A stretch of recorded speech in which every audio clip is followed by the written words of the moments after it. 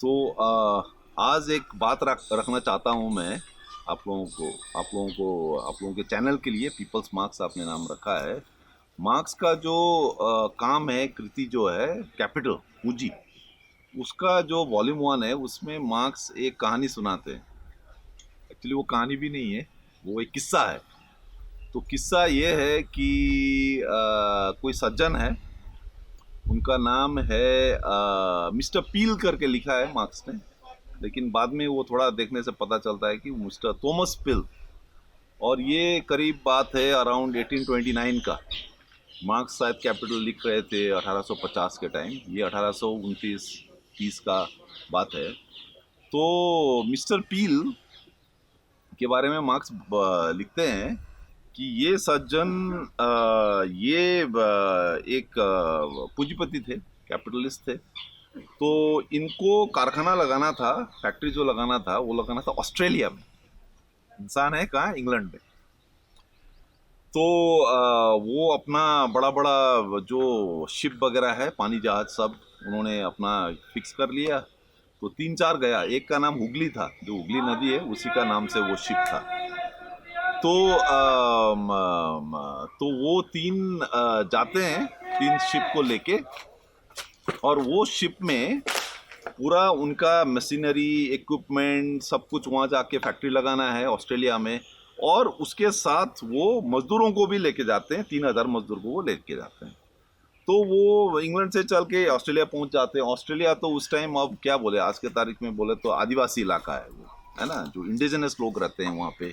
तो चूंकि ये कॉलोनियल एक प्रोजेक्ट था, तो जो आदिवासी लोग, मूल निवासी लोग जहाँ ऑलरेडी थे ऑस्ट्रेलिया में, उनको विस्थापित करके ये अपना लगाने जा रहे हैं। ये पुराना कहानी है कॉलोनियलिज्म का, उपनिवेशवाद का। ये पुराना ये किस्सा है। तो वहाँ जाने के बाद होता ये है कि इन जो वर्करों को जो लेके गए थे, ये तो कैदी लोग थे, प्रोस्टिट्यूट्स लोग थे, जो इंग्लैंड में जो दबे हुए जो लोग थे उनको लेके गए थे। तो ऑस्ट्रेलिया में जाके मिस्टर पील अपना कारखाना जब शुरू करते हैं और वहाँ बसते हैं, अपना कैंप वगैरह करते हैं, स्वान रिवर, जो शायद आज के तारीख में ईस्टर्न ऑस्ट्रेलिया है वो।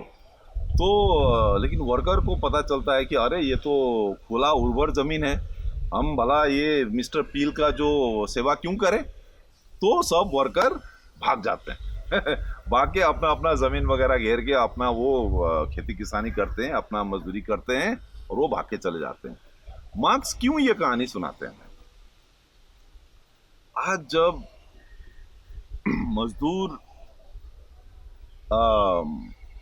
शहरों से, लोग बोलते पलायन कर रहे हैं, मजदूर भाग रहे शहरों से, ये लॉकडाउन हो रहा है, कोरोना वायरस है ना, मजदूर को खाने को नहीं है, रहने को नहीं है, उनका जो लैंडलॉर्ड वो उनको धकेल के फेंक रहा है, कंपनी फेंक रहा है उनको। तो वो आज फिर भाग रहे हैं, वो शहर छोड़ के। और मार्क्स का उस कहानी में आप देखिए एक तरह का रेपिटेशन हो रहा है। आज भी जो हो रहा है वही रेपिटेशन हो रहा है, जो मजदूर आज जो कर रहे हैं। लेकिन मार्क्स का एक थियोरेटिकल मकसद भी था। पूंजी तो एक थियोरेटिकल काम है। तो मार्क्स ये समझा रहे हैं कि आपका पूंजी, आपका जो कारखाना, आपका मशीनरी, आपका रॉ मटेरियल, सब कुछ है, लेकिन अगर मजदूर ना हो तो पूरा वो कैपिटल कुछ नहीं होता है। वो वो एकदम हवा हो जाता है, वो जीरो वैल्यू होता है उसका। तो मिस्टर पील अपना माथा ठोकते हैं कि भाई देखो क्या हो गया। तो मिस्टर पील को तब समझ में आता है। तो मार्क्स व्यंग भी कर रहे हैं उसमें।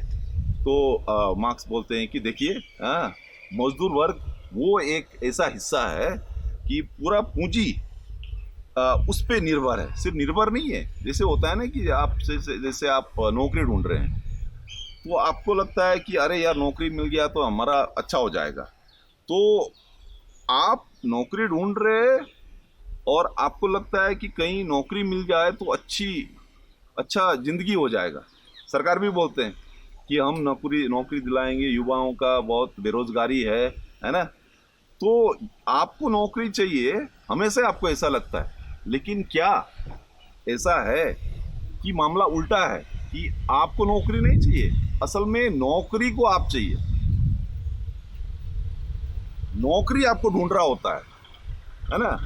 तो कि मजदूर पूंजी के लिए बहुत ही ज़रूरी है, और बिना मजदूर कंपनी, फैक्ट्री, कारखाना जितने भी है वो कुछ भी नहीं है, ज़ीरो वैल्यू हो। ये तो ऊपर ऊपर से भी हम समझ सकते हैं इस चीज़ को, लेकिन मार्क्स उससे आगे जाके एक बात कहना चाह रहे हैं, वो ये कि जैसे देखिए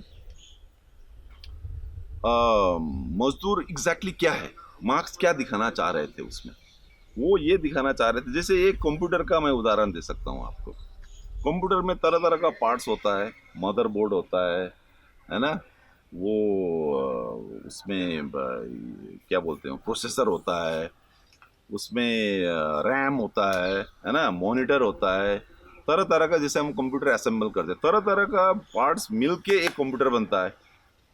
तो क्या हम ये बोले कि मजदूर उसमें क्या मदरबोर्ड है, क्योंकि पूंजी भी चाहिए, ज़मीन भी चाहिए, रॉ मटेरियल्स भी चाहिए, श्रम भी चाहिए, कितना हुआ, 4।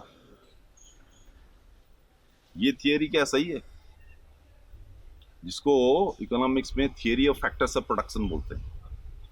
क्या मजदूर जो 4 फैक्टर्स है उसमें से क्या मजदूर एक है? मार्क्स क्या कहते हैं, नहीं। मार्क्स बोलते हैं नहीं, मजदूर एक नहीं है उसमें। तो ये जो कंप्यूटर के उदाहरण में, तो मजदूर क्या है, मजदूर उसमें, इस उदाहरण में, इस उदाहरण के तहत आप देखेंगे तो मजदूर जो आप चार्ज करते हैं ना, इलेक्ट्रिक है, एक ऊर्जा नहीं है।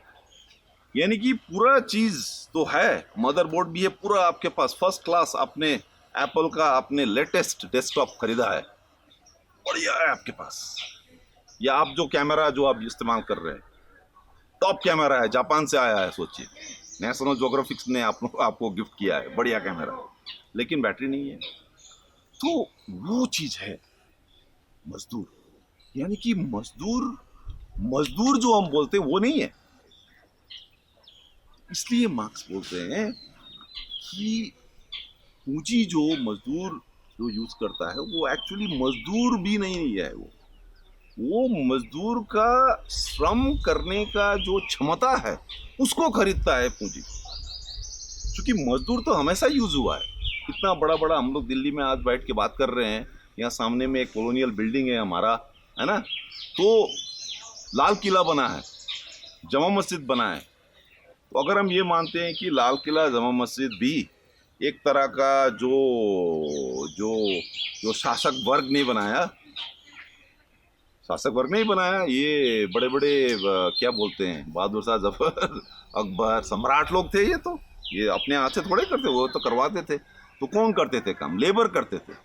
वो लेबर जिन्होंने जमा मस्जिद बनाया, जिन्होंने ग्वालियर का फोर्ट बनाया, जिन्होंने रणथंभौर फोर्ट बनाया, जिन्होंने जयगढ़ फोर्ट जयपुर का बनाया, वो मजदूर और आज का मजदूर जो मारुति कंपनी में लगा हुआ है, क्या फर्क है इसमें?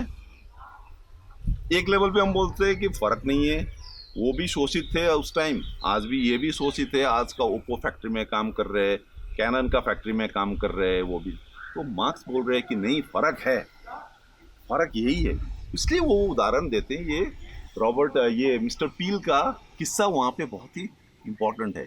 या ये भी कह सकते हैं हम कि जैसे ने मैंने बोला कि वो चार्ज है, करंट है, जिससे पूरा चीज, जैसे होता है ना कि एक शहर में, शहर पूरा अच्छा चल रहा है, सोचिए एकदम, अब तो लॉकडाउन फेज है खैर लेकिन सोचिए जब पूरा शहर दिवाली के टाइम पूरा लाइट रोशनी चारों तरफ है, जब रोशनी जाता है ना, पूरा अंधकार लगता है इतना बड़ा शहर है वो बेकार हो गया, क्योंकि रोशनी नहीं है। वो रोशनी, वो जो करंट, वो जो चार्ज, वो जो पूरा एक तरह का शरीर में प्राण जो है ना, उसके साथ कंपेयर करते हैं मार्क्स मजदूर को। यानी कि मजदूर का जो श्रम करने का क्षमता वो है, कैपेसिटी। क्योंकि कैपेसिटी तो अपार चीज है ना। लेबर, अगर मैं एक किसी का लेबर लेता हूँ, आपका लेबर लेता हूँ, इसका लेबर लेता हूँ, मेरा लेबर करने का क्षमता वो तो लिमिटेड है, फिजिकल कैपेसिटी लिमिटेड। लेकिन हमारा जो क्रिएटिव पावर्स है, हमारा जो सृजन सृजन करने का जो क्षमता है उसी को वो ले रहा है। हम लोग आमतौर पे लेबर और आर्टिस्ट को अलग अलग करके देखते हैं, लेकिन पूंजीवाद वो नहीं करता है। इसलिए गूगल का कंपनी में, फेसबुक का कंपनी में, या जो और एडवांस जो कॉर्पोरेट सेक्टर में आप देखिएगा, वो बोलते हैं ठीक है आपको घर से काम करना है तो ठीक है आप घर से काम कीजिए, आपको ब्रेक लेके गोवा का बीच में जाके वहां से काम करना है कीजिए, क्योंकि आप और क्रिएटिव होंगे। तो क्रिएटिव पावर्स को ही वो लेना चाहता है। तो मार्क्स उस चीज को समझ रहे हैं। या सोचिए जो बोलते हैं ना कि आप बहुत अच्छा व्यंजन बनाया आपने, तो सब कुछ डला है उसमें, अच्छा अच्छा मसाला है, अच्छा बासमती चावल है उसमें, अच्छा पुलाव बिरयानी बना है, लेकिन सोचे नमक नहीं डाला उसमें, वो नमक है मजदूर।